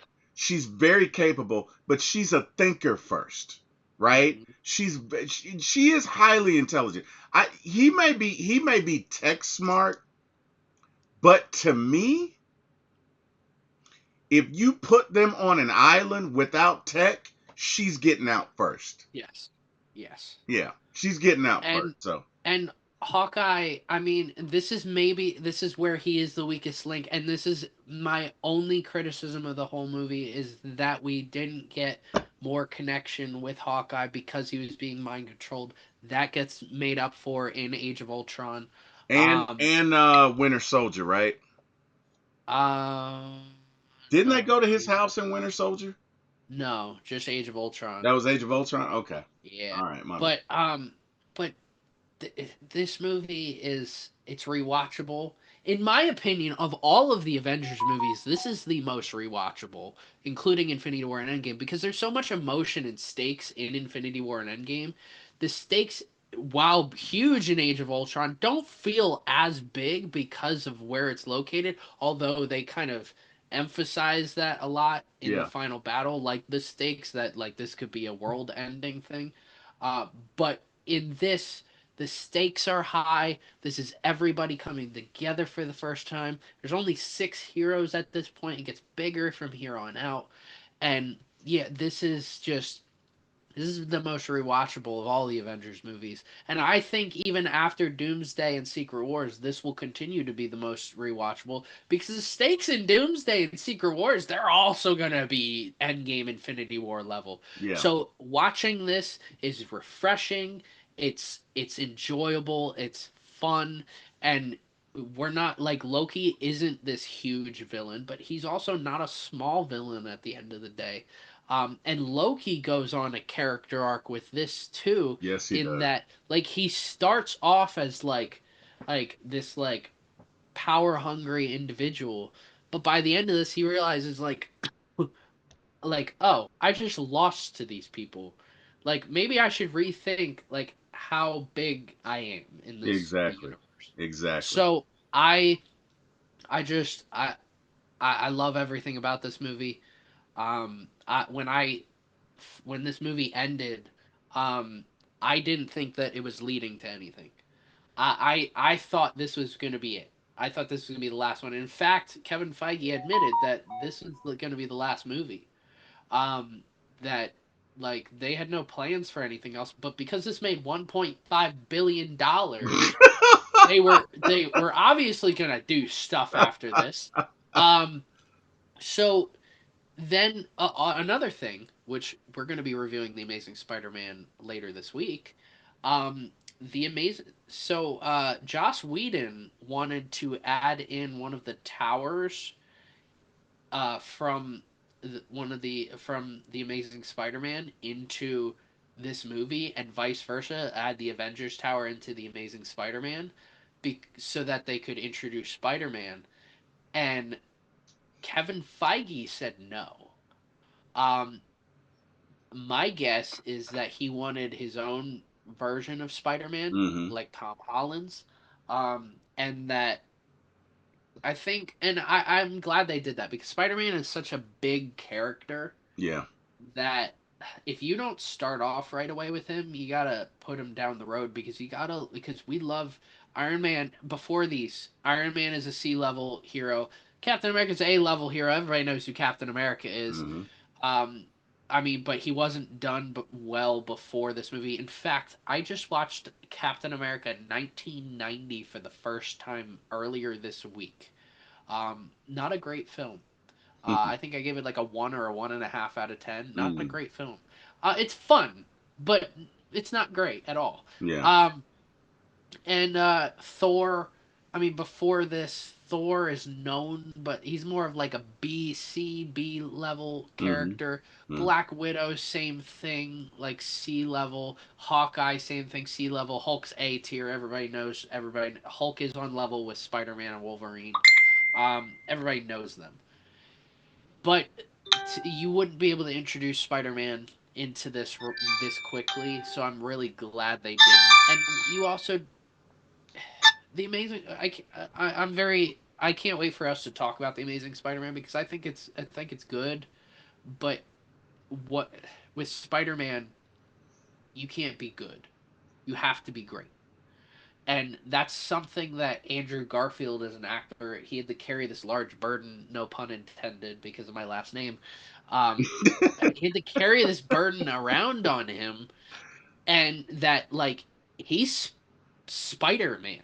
He is the biggest character in film or literature history. Mm, And you have to carry that around with you wherever you are. And in my opinion, none of it is his fault. It has everything to do with the studio and the writers. Um, I think Mark Webb did a good job uh, of directing. I think it's just writers and studio interference that led to why we didn't get a great film and just a good film. Um, and and I'm so glad they did that because that just solid of a Spider-Man movie should not have connected to this great of an Avengers movie. agreed. Agreed. 100%. They got it right. Again, one of the greatest movies I've ever seen. Top 10 on my top 10 all time in any genre. Feel good movie. I remember leaving the movie feeling good. And I felt just as good today when I watched it. I watched it two times because I wanted to make sure I was present and I didn't forget anything. And just a great film, man. It's one of those movies that it leaves you feeling empowered. You feel good about the state of life. It's a feel good movie. You leave it feeling good. And what a great movie. So it's unfortunate that because anything after that it's not going to be the Avengers, but I am looking forward to the Amazing Spider-Man. I like. Let me be clear. The only Spider-Man movie I really didn't like was Spider-Man 3. Outside of that, I liked them all. I know you hated the Amazing Spider-Man 2. I know it's going to be a rough week for you because you hated it. Yeah. Because you really Oh, I hated can't wait. I'm That's going to be the most angry I am during one of these reviews. I'm telling you, I'm going to warn you right now. The most angry I will get with a Marvel film is that film right there. It's the same level of anger and it's more anger than Joss Whedon's Justice League movie. it. Yeah. Because this is Spider-Man. I like I It's your baby. Yeah. It's your I baby. mean, I get it. I literally walked into Wawa one day, and this dude at the cash register, he's like, "Anybody ever tell you you look like Toby Maguire?" I was like, "No, but I'm gonna remember this for the rest of my life. Thank you, bro." And it was like and yeah, I've been told like me and my uncle like I look at pictures of like my uncle and I'm like, wow, I really look like my uncle. And my uncle's been told that he looks like Toby Maguire, and I was like, I guess that means I look like Toby Maguire a little. Um, I think it's the same shaped face and stuff like that. But th- when it comes to Spider-Man, yeah, I get that movie gets me so angry. Like Spider-Man 3 I have a lot of issues with and it's not good. But I have some fun here and there. It's just not very good. Which in fact, I don't know if you heard, but the editor's cut of Spider-Man 3 released. I don't know what that means. But I've heard that there's it plays out the same, but there's different parts of the movie that are added, and it's very different. Like the dancing scene, I don't know if it's fully cut out of the movie, but I'm very intrigued. I'm gonna have to find it on DVD or something. Is it available for purchase? I guess so because I watched someone react to it on a TikTok, and I was like, "Oh, all right, I'm gonna see if I can find this." So I'm very curious how that plays out, the editor's cut, because I've heard from behind the scenes that the editor's cut is much better. Um, Now I don't believe all directors or editors' cuts are better. The only one, in my opinion, that any had any sort of substantial difference was Zack Snyder's Justice League. I mean, that was a completely different film. Like when I went into that movie, I'm like, this movie's not going to be any better. It's one of the greatest films I've ever seen. Um, but yeah, I mean, yeah, with the Amazing Spider-Man 2, my, I hate thinking about that movie, because it's not going to be the worst. You're going to notice it's not going to be one of the lowest rated films I have, because it's like borrowed trust from the first film, because I already know these characters and I'm already emotionally invested in these characters, Hmm. that I like it. And visually, let me tell you, The Amazing Spider-Man 2 visually is one of the greatest It Marvel really movies. is. It really It is. is like the color Yes. coordinating of the whole movie. Yes. Now, I've seen Electro. some Yes. TikToks of like slow mo TikToks of like the final battle scene, and I'm like, that's not how the movie actually looked. They just Right. upped the resolution and Right. stuff, Right. but it's still a visually stunning movie. It But is. that's all it is. The movie sucks. I can't wait to review that turd of a movie. Um, I am so frustrated. We went from I'm not the trying to Avengers. frustrate you, We bro. went from 10 out of 10, The Avengers, one of the greatest films, an emotional heartbeat for me, a movie that will never break my heart like Infinity War or Endgame, even though I love them too. Yeah. But let's just get to The Amazing Spider-Man. Let's get to the I event. Let's do that. Let's. yeah. I'm sorry for bringing it up, bro. I'm not trying to bring you down. I know we Actually, had a good night. the next two movies we're gonna do are The Amazing Spider-Man and The Wolverine. Yep. I have strong opinions about both. That I do like them both. I don't like how the Amazing Spider-Man gets compared to Tobey Maguire's Spider-Man's, but you like have to. Like it's almost like the storyline's almost the same. Yeah. They add in some details, stuff that I guess I'm the only one interested in. Um, and I'll talk about that when we get to the movie. And then the Wolverine, I love that movie up until the ending. If the ending was just somewhat better, it's probably one of the best uh, directed and written Marvel movies I've ever seen. Mm. But because of the way the ending plays so comic booky, and the rest of the film is just so beautiful. Yeah, we get to the Amazing Spider-Man, the Wolverine, Thor: The Dark World, which I mean, yeah, we have to go from Thor: The Dark World, Iron Man 3, The Amazing Spider-Man 2. That 3 week stretch is gonna be rough. Um, although I can't wait to get your reaction on Thor: The Dark World this time around. Yeah, I'm Um, excited about it because it may be like different. It may be. I, It may be. I don't like it, but I still I don't think it's one of the worst things that Marvel's put out. I'm a, And yeah. I'm gonna be honest with you. I think now where we are in this process because we're a good 40 movies in. mhm, For me, it's about the story more. yeah. Whereas before, it was about the aesthetic, it was about the characters, how on brand was it. And now, for me, it's about the element of the storyline. And so I'm kind of excited because I've never watched movies this way before. You Mhm. get what I'm saying? Now, I'll tell you what it did do. It made watching Tubi pointless because a lot of those movies are just god awful now because I'm like, there's no character art. Like I'm literally watching a movie the other day. And it's a I gotta admit, it's one of my guilty pleasures. I do low budget movies. It's just something I do, whatever. I don't know. Anyway, I'm watching this movie, Jordan, and it is low budget and very poorly written. And one of the things I hate, if you're going to make a movie about a courtroom proceeding, you need to know certain technical nuances of a courtroom. Like if you make an objection, the judge has to respond. You don't make an objection and things just keep going. Like it just all that it agitates me because I've watched so many courtroom dramas.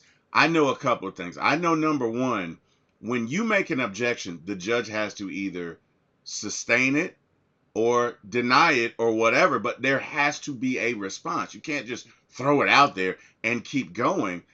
And this movie was so bad, but the point is that I'm kind of excited to go back and look at a lot of, because for me it's this time it's about the storyline. Yes, it's about the aesthetic. Yes, it's about the special effects. It is about the movie.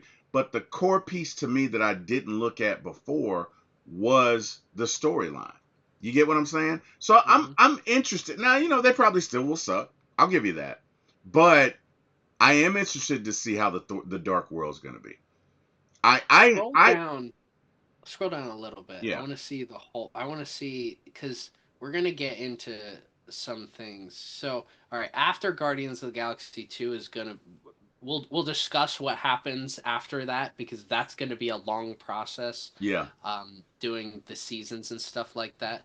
Um, but like we're gonna be on a run, movie wise. Let's forget about the shows for a second, where we're going from Captain America: Winter Soldier, Guardians of the Galaxy 1 and 2, Avengers: Age of Ultron, Ant Man, um, Deadpool, Civil War, Black Widow, Black Panther. I believe the next one's either Doctor Strange or Spider Man Homecoming after that.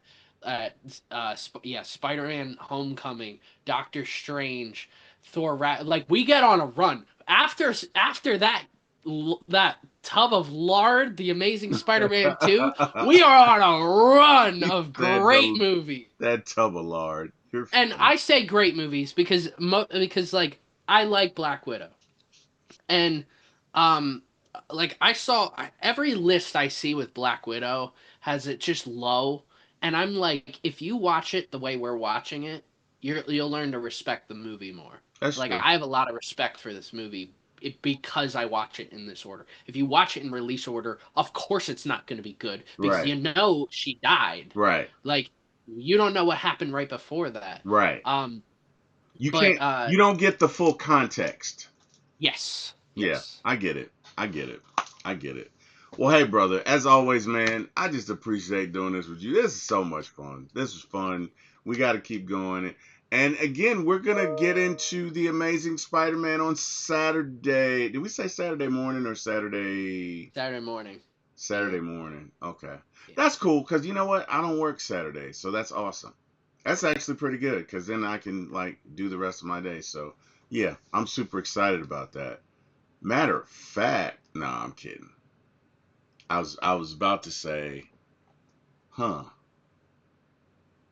Nah, we're good. Because the next one is January 17th. Okay, so we'll be caught up. Oh my Yep. God, Jordan, we'll finally be caught up. Can you believe it? We'll be caught Yeah. up. Oh my God. Yeah. Oh But my then we got God. the seasons coming up. That when we hit March, that's gonna be rough. You know what? I'm gonna be honest with you. Hey, let me go ahead and stop this. We can talk about that. So, hey, to everybody who joined us, we thank you. We appreciate you. Thank you so much. Look, we love talking Marvel, and to those of you Marvel heads, hey man, you can come. Feel free to check us out. You can see us at For My ATL Movies One. And we got a list of movies that we've done. We are doing the entire MCU, the entire MCU. And so please, hey man, check us out if you want. I am T Will. You can see me at for my ATL contact. I'm sorry, you can email me at for my ATL contact at gmail.com. You see something you like, you see something you don't like, email me. Let us know. If you're into Atlanta sports, you can go to For My ATL Sports One. If you're into movies and TV series, you can go to For My ATL Movies One. On Facebook, I'm Gideon T Will as well as T Will Podcast. There's two separate pages. On X, I'm at For My ATL Sports, and Instagram For My ATL Sports One and Movies. And my counterpart, Mr. Jordan Burton, very good friend of mine. Tell them where they can find you, bro. You can find me at Ultegacy, Ultegacy. We're covering all things sports, playoff football. We got college football playoffs happening right this very moment with the Ew. Miami Ole Miss game. Ew. We got college football Yuck. playoff on Friday. We Yuck. got NFL playoffs on Saturday, Sunday, Monday. We're deep into the football season. It's going to be over soon. It's going to be over soon. The whole season's going to be over He's soon. showing off because Um, his Phillies are in the playoffs. I mean, I mean, his Eagles are in the playoffs. I Whatever. don't. You know what I mean. I'm just saying it's all going to be over soon, and we're going to be wondering what do we do after He would football not season. be this excited if his We Eagles got were not in the playoffs. basketball, He would we got he would hockey, not be then this after that excited. baseball. Yeah. Um, and there, I mean, we keep going at Old Legacy, but even then, if you want to talk to me about movies and shows and stuff like that, I was actually just talking to someone about my favorite shows of all time because I do have a list of shows, but I kind of approach it differently, depending on the show. Uh, but you can find me on Instagram. I post on there, or you can find me on Letterbox. I mean, my name's Jordan Burden, so it'll be pretty easy to find Jordan Burden in some form or capacity with the letter U for Old Legacy on social media. Your shirt, come on, man. Does that have anything to do with the Avengers, or did you just No, no? ESPN. It's come on, man. Yeah. Okay. I mean, with the Avengers, I mean, I could have worn something New York based. I could have worn Giants or Jets, but I feel like I always wear something Giants or Jets because most of these heroes are from New York. New York, yeah. Um, Okay. they're either from New York or Los Angeles, where you don't get to like uh, some superhero in the middle of like Idaho, like the Potato Smasher or something like that. We don't see that. And New Mexico doesn't have have a professional sports They team don't. for They Thor, so don't. I couldn't have done anything for Thor. So I mean, we can get like an Albuquerque football team, I guess. I don't know, man. Well, hey, Jordan, this was fun, man. As always, enjoyed doing this with you, brother. I will see you in 2 days. Actually, yeah, 2 days. I'll see you Saturday, man. To everybody who joined us, first off, thank God for giving us this show and this platform. Thank God for you guys watching it. You guys have an amazing day. We'll see you Saturday. Good night, everybody.